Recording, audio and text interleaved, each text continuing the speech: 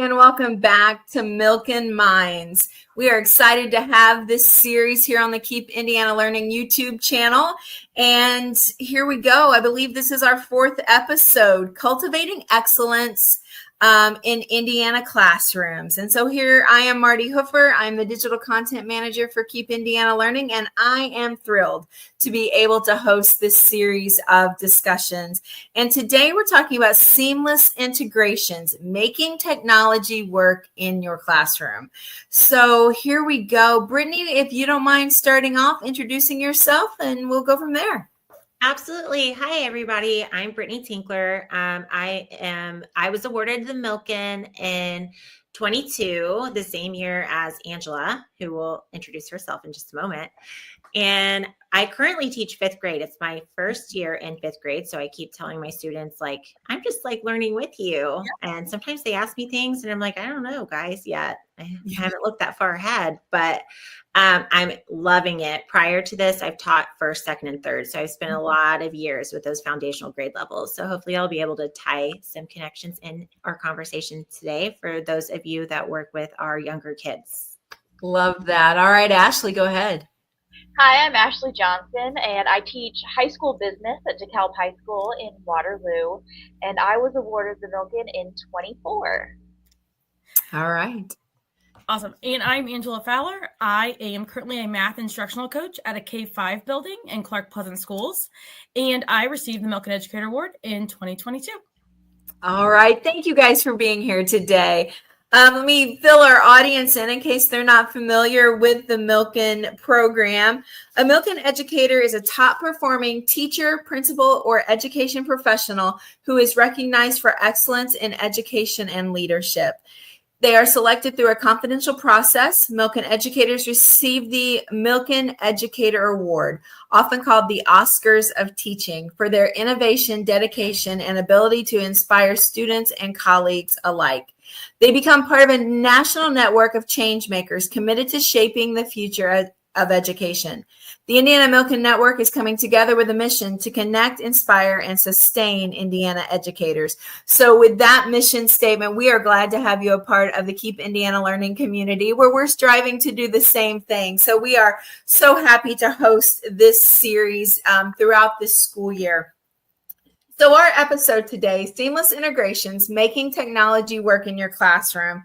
We're going to have a conversation. We're going to share strategies for teachers to use to seamlessly blend technology into your everyday lesson and hopefully do it without a lot of added stress. I think there's, but some people might argue about that one, but we're going to try to do it in a stress-free way. So let's start with some definitions. Brittany, I'll start with you. When we talk about seamless integration, what does that look like actually in practice in a classroom? I think it looks a lot like a mess in the beginning of the year because it does require some behavior management techniques to happen as well, right? We've got to set expectations for integration of technology to work seamlessly. Like, our kids are naturally inquisitive and curious and want to explore everything that might be on their device that they're using in the classroom. And so we've got to set expectations around how we use it as a learning tool and how we use it as a resource for ourselves to grow academically, and what that intention looks like. And once we set that intention, then there's so many resources, so many that it can be overwhelming at times, but we can use those to make learning more powerful, make it more engaging, hook our students, and even for our students to show their understanding in more clear ways. So I think that's, to me, what seamless integration looks like.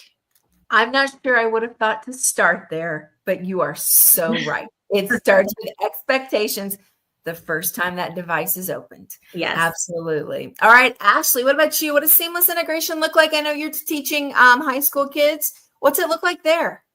Absolutely. It needs to look like it has a purpose. We're not using technology just for the sake of using technology, and we don't want to use it just to replace something that you're doing, like, on paper, right? You don't want to just type something that you were normally handwriting. It needs to be extend, and it needs to have a purpose, and it needs to further the learning. I love that. It's intentional. It's not just a byproduct. Yeah. All right, Angela, what about you? I will say majority of my teaching was in 4th and 5th grade. Oh, sorry, just kidding. 3rd and 4th grade. I'm in a K-5 building, so I feel like I teach everything because my mind is in all grade levels, which is actually extremely cool. Seeing technology in grade levels and how I used it.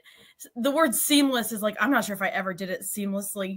There's always something that goes wrong, but I know my mind first goes to Chromebooks not being charged. Sure. Or I can't log in. What's my login? Yeah. So to me, seamless is a lot about kids being able to use it independently so I can still do my job as well, because I did a lot of the technology piece when it was more independent learning time. So for me, seamless means like I don't like smooth, consistent. And a lot of that is I'm learning new things. Like I'm sure Brittany can piggyback off this, but in younger grades, they use like a QR code to log in instead of having to type in everything. And I'm like, wow, genius. That was really cool. Obviously, my 3rd and 4th graders, it was good for them to learn how to type everything in, but just finding what seamless looks like for you, for your grade level, I guess.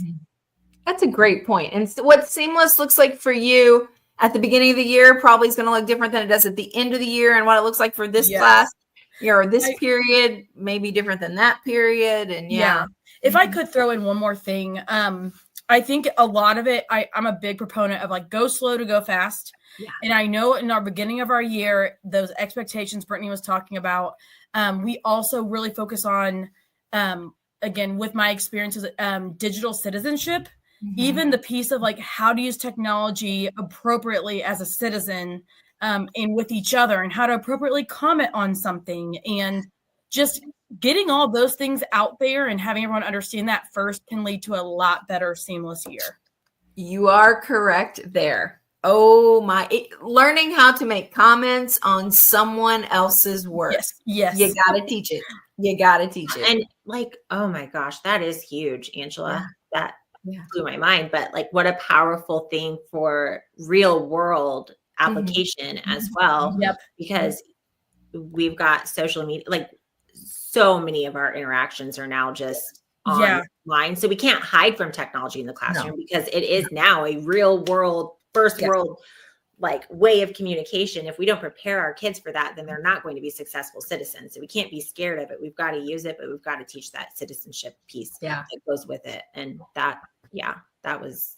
Yeah. If we had a principal on here, I'm sure that their first thing would go to discipline issues with technology right away. Yes. I'm confident of that. Yeah. Well, Angela, I'm going to come back to you with this next question. Why is it important to move beyond simply using technology to being thoughtful about integrating it into the teaching and the learning? That's a both part. Talk to me about being thoughtful and intentional. Ashley alluded to this. Yeah, she did. I was going to say that. Not just to do something to do it. I think that that's extremely important.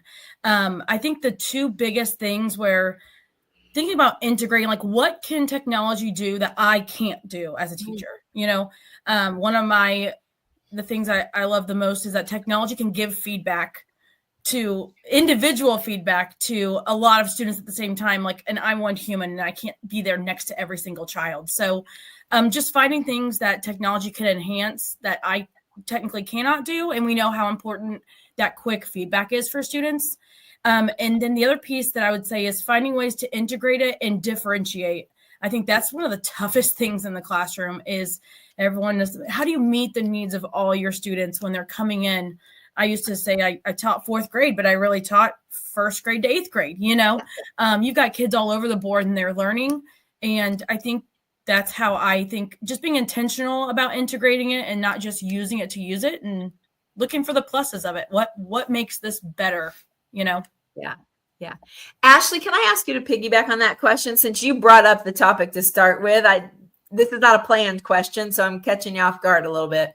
Absolutely. I think especially once you get to the high school level, these kids have been introduced to so many different technology ed tech pieces that it's kind of like scrambling their mind. So it's trying to find the ones that are, best, that can do the most for your students, and we're not necessarily needing to hop around on all of these different things, because that in itself can be like a time drainer. Like, okay, now you need to find, this app or this extension. So finding what works within your classroom, and like, you don't have to be super fancy and try the next big thing every time, because a lot of times they're all doing the same thing. Find one that you like and just let them learn it and use it, and then it'll be second nature. Yes. Yes. Brittany, so now we're going to piggyback off that to the question I want to ask you. How do you decide whether you're teaching fifth grade or you're teaching early elementary? How do you decide which technologies are worth adopting and which might just be a distraction, might just be the next hot thing? How are you making those decisions? Oh my goodness, there's so much that goes into it, because you kind of talked about it at the beginning of the episode too, like when setting those expectations, but even when knowing what works best for your classes change from year to year, right? And so what I use with one set of students, even in the same grade level the next year, could look totally different with that set of students. So I think when you're in that setting expectations phase with the technology, you've also got to do some trial and error. But we're in such a day and age where, and we talk about it at a district level all the time where I work, we are so resource heavy that it can be overwhelming as a teacher to figure out, like, what apps do I even want to put into my Clever Classroom for my students to access. But that right there, I just touched on something that can really help you as a teacher, is once you know what things you're going to go back to over and over again, utilizing a resource like Clever allows you to create a folder that has only the apps in it that you want your students to go to, but it also gives a visual component. And so for our younger students who maybe are not reading yet, can use that visual, the color, click this color app. And we're going to get on it to do, to do some research and to find some books, like Epic. They know to look for the E, and they're going to go to Epic, and that's where they're going to find their books and be able to listen to reading.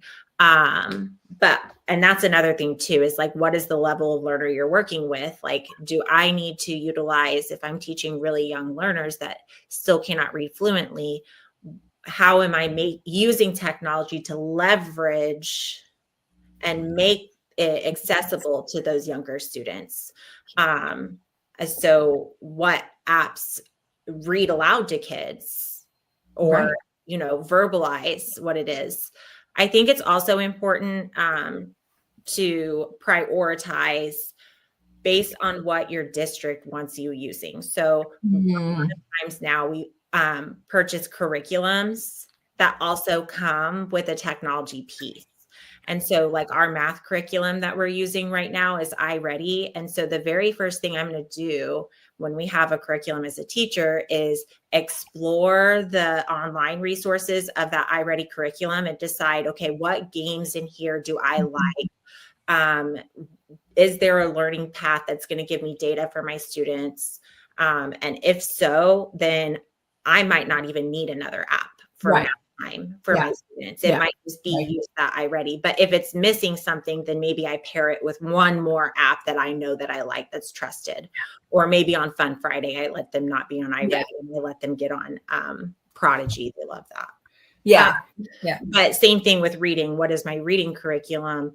And so what resources are already offered from the curriculum that cost so much money for my district, so that I don't have to go outside of what we just paid for? I might not have to. Like, make sure that the students are really using those things first, and then, explore some of the other things that are available to you to fill in the gaps that curriculum may not have. Just like when we plan a lesson, right? We use the curriculum as a baseline, and we've got to fill in some gaps with some of our own creativity and our own best instructional practices. We want to do the same thing when we're making decisions for what to use. And then, like, EL level, like EL students, I have a lot of EL students. So how can you use technology to close the language gap? And to make language more accessible to students. So really, what you're saying is going back to what Ashley and Angela both said, is being intentional. What are our needs? What resources do we already have? And then choosing wisely, like from there. Yeah. Ashley, how do you balance? On that too. Oh yeah, go for it. Because Brittany had mentioned too, making sure that the district is involved. Because maybe you do find a fun app or something that you think is going to work in your classroom. Make sure you run it by your district's technology department, because not all of these apps are compliant to the safety of kids and the data that it is keeping. So you need to definitely make sure that it is vetted by your district before you start using it, because there could be some back end pieces that could be unsafe. I'm so glad you said that. Thank you. Yes, absolutely. Yeah. Going rogue on your own in the big wide world of the World Wide Web, probably not a good idea as a teacher. So Ashley, my question for you, how do you balance screen time? Because I don't want us to come across as saying technology is not a good thing and you should not use it. I'm not saying that like in any way whatsoever. But how do you find that balance between something online and face-to-face experiences? Yeah, so at the high school level, I think a lot of times the students, like, they use technology a lot. They have their Chromebook, they're using it almost every class, but I think sometimes they are actually craving some, like, actual paper pencil items. So a lot of times with my assignments, they all, like, really start paper pencil. Like, we're going to do our brainstorming and our first thought process on paper. If it's an article that we're reading, I print it out and we highlight it to annotate it. Like, we don't go straight to the computer for everything at first. But then once we have our ideas and everything in place, then we move to maybe, like, I'm not getting paid by Canva, but I love Canva. And I use it all the time with my entrepreneurship students, because there's so much in there that they can then do. They have their ideas, they can take it in, they can build their logos, they have some AI chatbots they can do in there, they can make their flyers, they can make movies and podcasts, all kinds of crazy stuff. But it started on a piece of paper. It always starts on a piece of paper for me. Interesting. I do want to say, again, the district where I work, and I'm sure it's other places as well, they actually came up with an elementary guidance of how many exposures a kid should have on a Chromebook a week and how long, however long they recommend those exposures to be. I think it was mainly put in place. Again, it is a guidance, but also whenever we were all learning from home. And I think we relied so heavily on technology that some people like put in so much work and time into that. And then we kind of all forgot how to teach and learn without it. And I think too, we are seeing some students who struggle to communicate face-to-face and struggle to talk to people and work together and collaborate. And those are such employable skills that people need to get jobs and to survive in this world. So I found that interesting, that's been something that, it's been talk about what is appropriate at what age level too. And sometimes integration of technology is not having them on a website at all. It could be, how do I utilize the resource of my document camera to bring my class together and present student work for us to develop success criteria as a team and go, like, how am I utilizing it to bring us together and not just do things independently as well. Oh, what a great point. Yeah, I think we think technology means this device.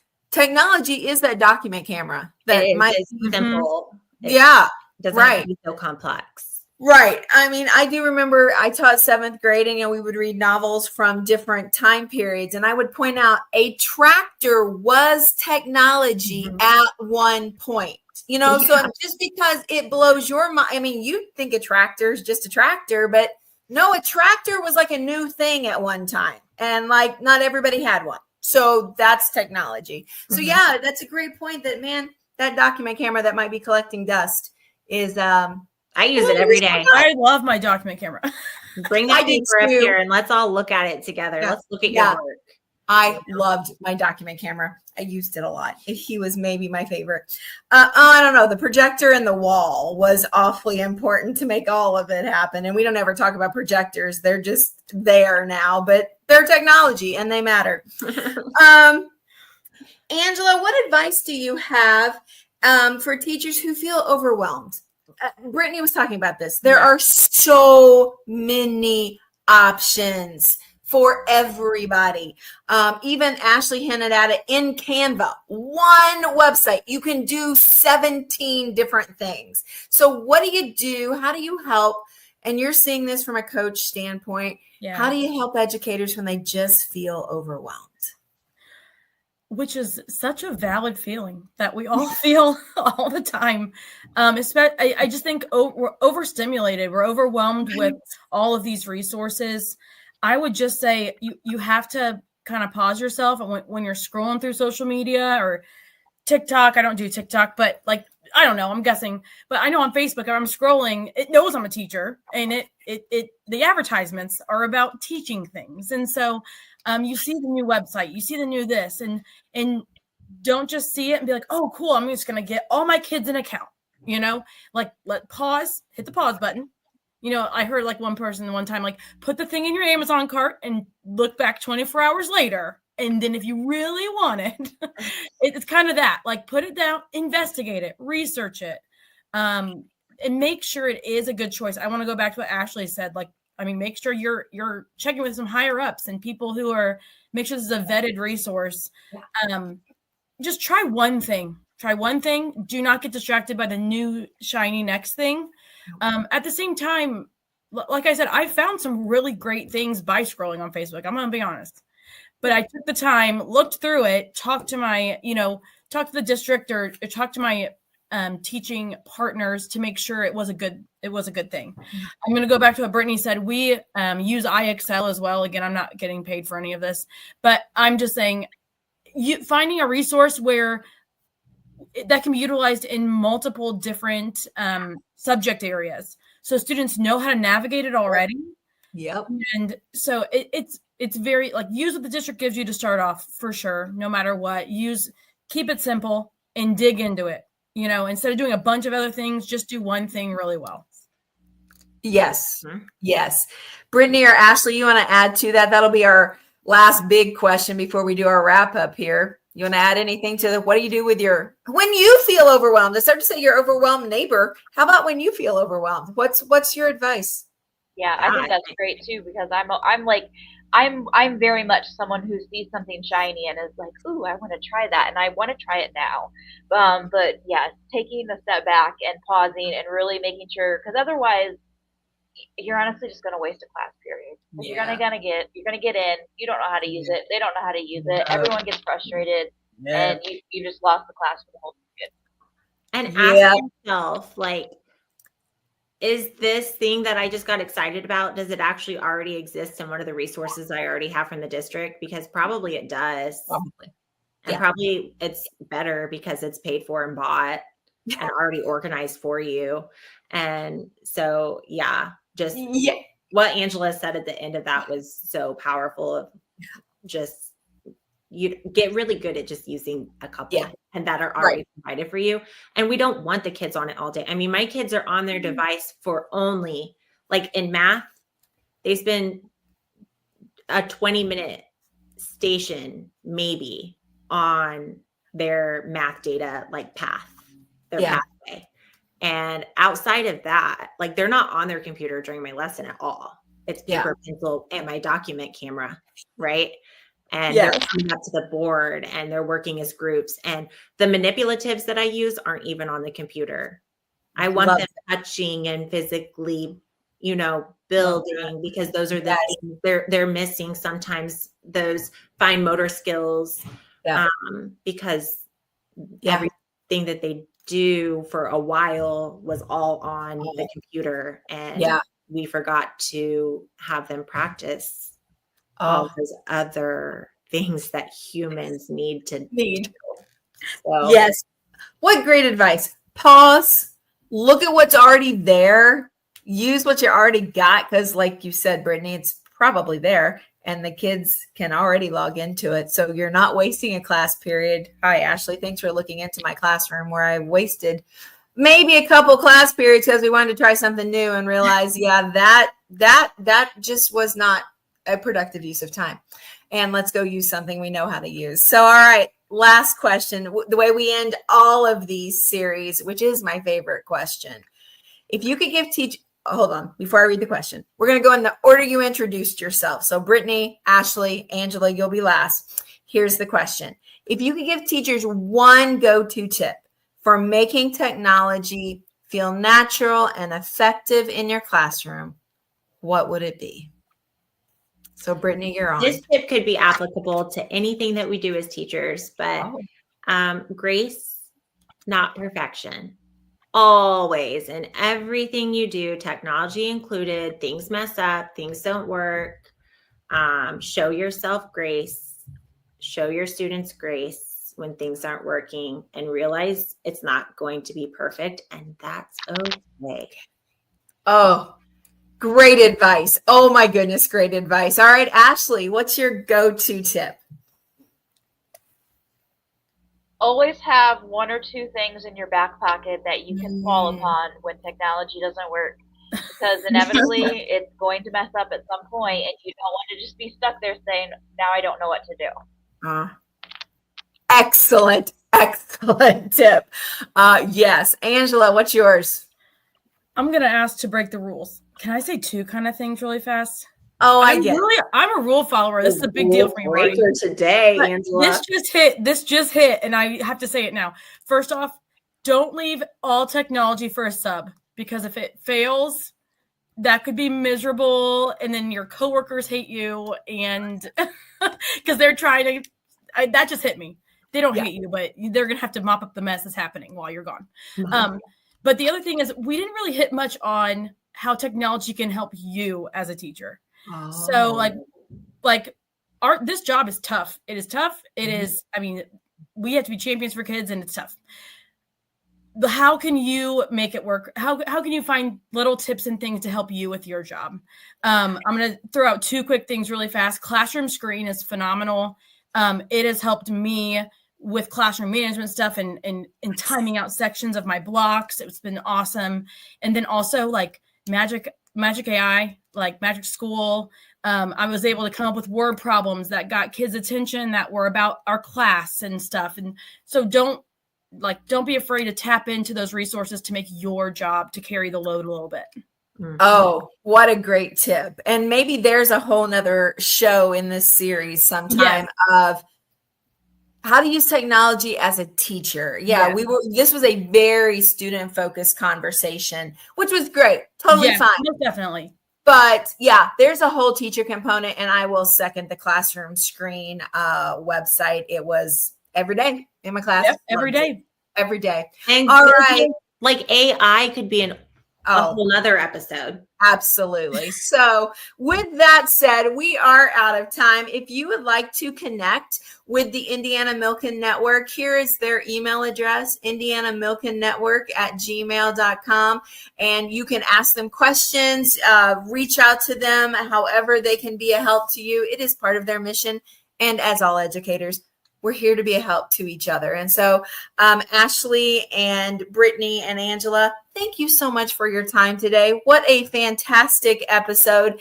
And we will be back next month with Meeting Every Learner. And we're going to talk about differentiated instruction, which is such an important part of what we do all day. And I guarantee you technology is going to come up in that conversation. Yes. So thank you for your time today. Viewers, thank you for watching, and we'll see you next month.